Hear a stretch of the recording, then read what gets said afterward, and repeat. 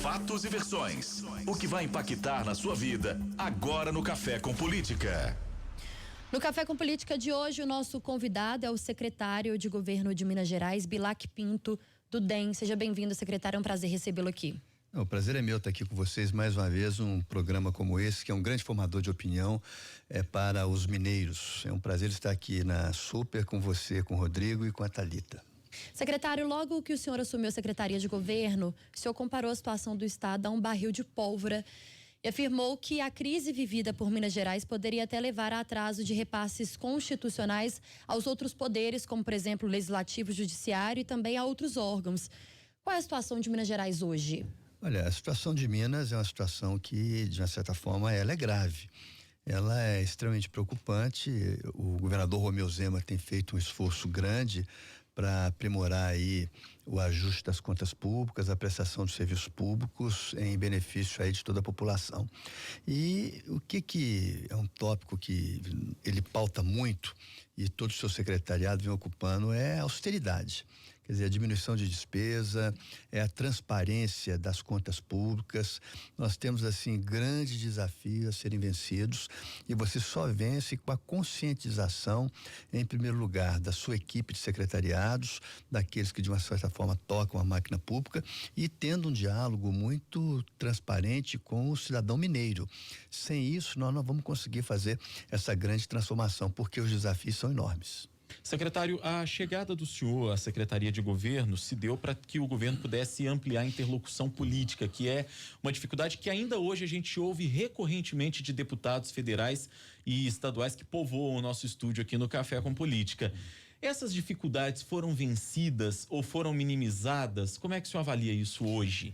A política, ela é um processo dinâmico, né? Ela não é um processo estático, é um processo de se construir no dia a dia. Eu acredito que, pela minha avaliação, mudou no sentido de aproximar, através do diálogo, as ações do governo com relação aos nossos deputados estaduais, aos nossos deputados federais. O governador é uma pessoa que tem essa sensibilidade de ouvir. E muitas vezes a gente conversando, foi demonstrado a ele a importância de termos aí um diálogo muito aberto, muito franco, muito participativo com relação aos deputados que também foram eleitos pelo povo e de uma certa forma exercem o mandato, têm opinião e é preciso respeitá-los e ouvi-los também. Eu acho que houve uma mudança muito grande de postura. Nós estamos assim amenizando aquilo que de uma certa maneira no início do governo nós tivemos um certo distanciamento e eu digo sempre construindo pontes. Isso é que é o mais importante, demonstrando de que há diálogo, há sensibilidade nossa no sentido de ouvir os anseios dos parlamentares, a opinião ela é muito bem-vinda e nós estamos criando um novo ciclo de relacionamento aonde a transparência, a verdade e o entrosamento com relação a esses deputados, ele é muito importante para o governador Romeu Zema.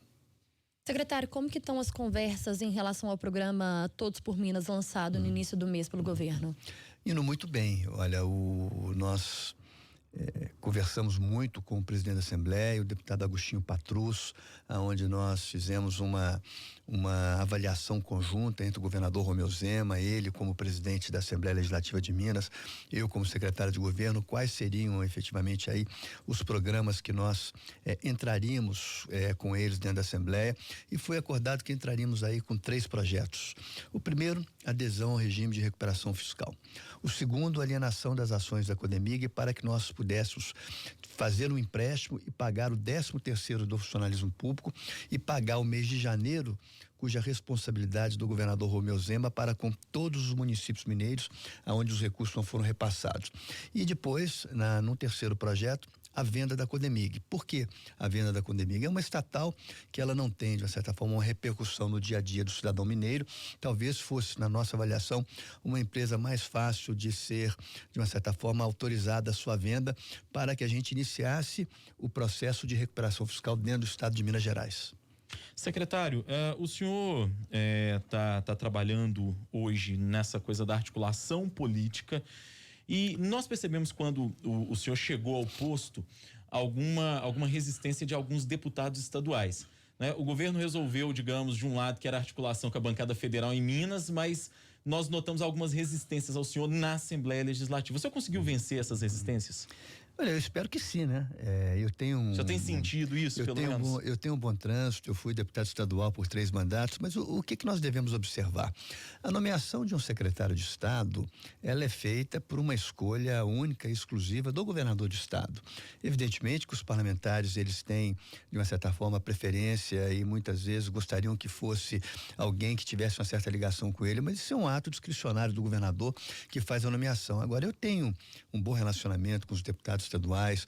Eu estive na Assembleia Legislativa de Minas por 3 mandatos consecutivos e também com a bancada federal, onde eu já exerço o meu 4º mandato como deputado federal e no momento licenciado da Câmara dos Deputados para prestar serviços aí ao estado de Minas a convite do governador Romeu Zema. Qual balanço o senhor faz desses primeiros meses do governo do governador Romeu Zema? Olha, eu faço um balanço, na minha avaliação, extremamente positivo. Primeiro que ele tem transparência na demonstração das contas públicas. Fez uma redução do número de secretarias de 21 para 13. Ele fez uma compressão, além de ter reduzido as secretarias, ele diminuiu em aproximadamente quase que 47% o tamanho das estruturas desses órgãos aí dentro do estado. Teve uma redução do número de cargos de confiança na ordem de 32 mil cargos foram extintos, gerando uma economia de quase 2 bilhões de reais. Então é um governador que tem feito assim austeridade com relação à conduta. Porque, eu volto a dizer, as contas públicas de Minas, elas estão muito delicadas ainda. Nós temos um déficit anualizado de aproximadamente 15 bilhões de reais.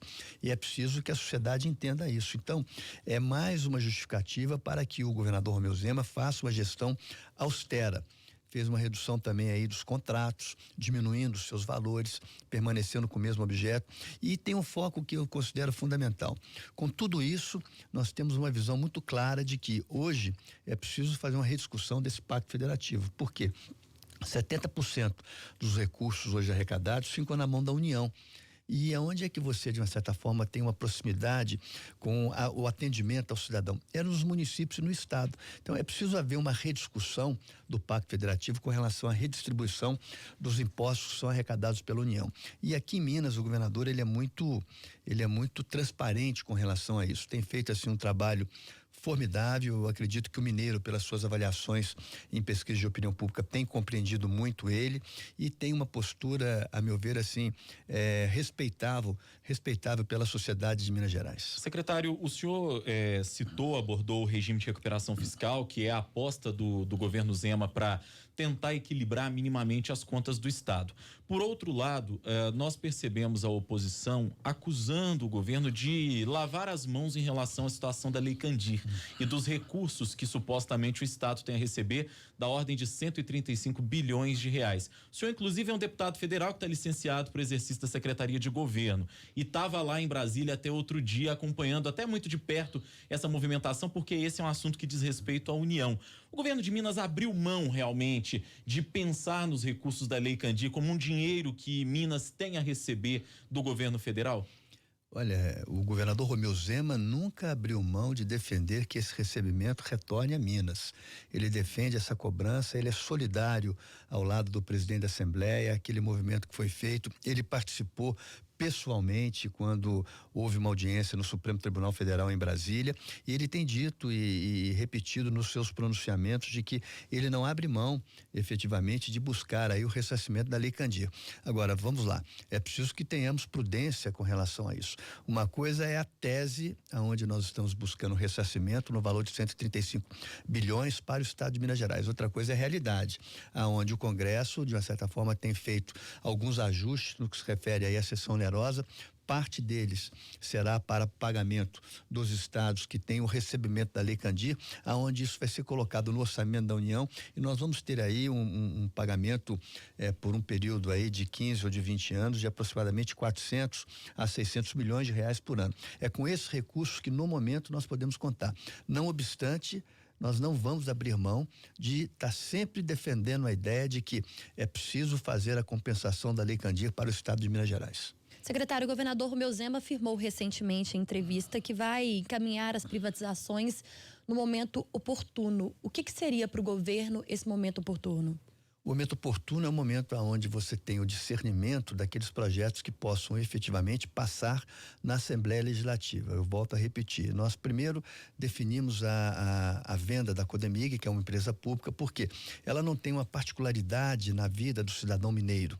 Ela é uma empresa que o Estado recebe 25% dos royalties do nióbio e com isso o Estado consegue, de uma certa maneira, ter aí uma capacidade de fazer gestão e de fazer com que essa empresa seja uma empresa muito interessante para os prováveis compradores.